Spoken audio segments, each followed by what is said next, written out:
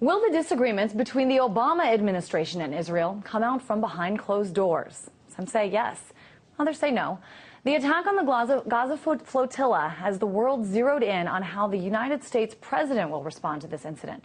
But depending on how he reacts, will it cause a rift in the close relationship or mend tension between the two? RT correspondent Jehan Hafiz has more. That's right, Christine. The diplomatic fallout internationally from what happened with the Gaza flotilla is actually having a deep impact here in Washington, D.C. A lot of the alliances, Israel's alliances, that have openly come out and condemned the raid are now looking to the United States to see how the Obama administration will respond, and depending on that response will tell where the U.S.-Israel relationship stands. Let's take a look. Summer heat waves sizzling tension between two close allies, the U.S. and Israel. After months of contention, public disagreements over settlement expansion and stalled peace talks, the two countries could be in crisis mode. If it wasn't for the Israeli Navy's deadly attack on the Gaza flotilla, Israeli Prime Minister Benjamin Netanyahu would be right here, meeting with President Barack Obama for what some in the district are calling a makeup session. It's clear that the Israeli government is worried about their relationship with the United States and with Obama, and they're doing their best to try to get as much face time for Netanyahu with President Obama as they possibly can. I think they need to get their PR, they need to get on the same wavelength with terms of PR. For months, the rocky relationship has been on a very public roller coaster ride. First, Obama appoints Hannah Rosenthal to be his anti-Semitism czar. Rosenthal previously worked for J Street, a well-known peace lobby in D.C. advocating dialogue with Hamas and lifting the Gaza siege.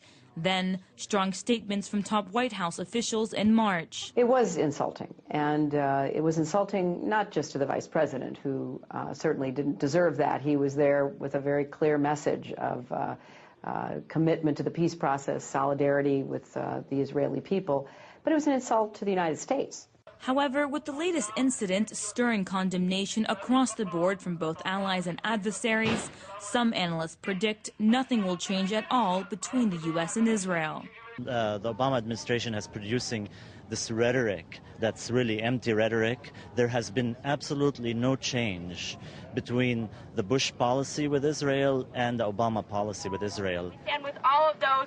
Upon hearing of the Gaza flotilla attack, Netanyahu rushed back to Israel.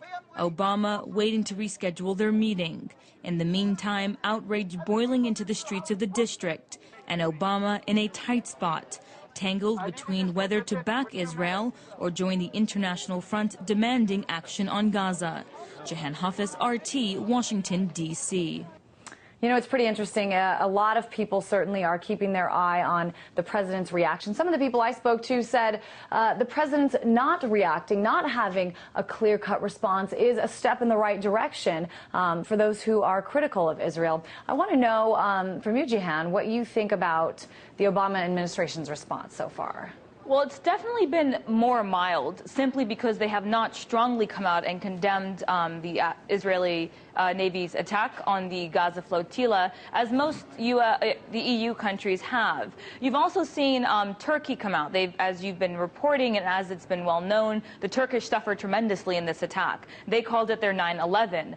But for the most part, what the Obama administration's been doing is really echoing the talking points from the UN Security Council statement, which is they want an investigation that is prompt, impartial, credible, transparent, conforming to international standards of exactly what happens. Now, this isn't sitting well for a lot of different organizations and countries, especially the Arab and Muslim world, simply because they see this as pivotal. It was a very provocative act, as a lot of them have been saying, and for the U.S. to sit back and wait it out simply because they have not rescheduled a meeting with the Israeli government yet, especially Netanyahu, they're going to sit around and wait and see how it comes about. However, this could be detrimental depending on how the Obama administration responds to this in the near future.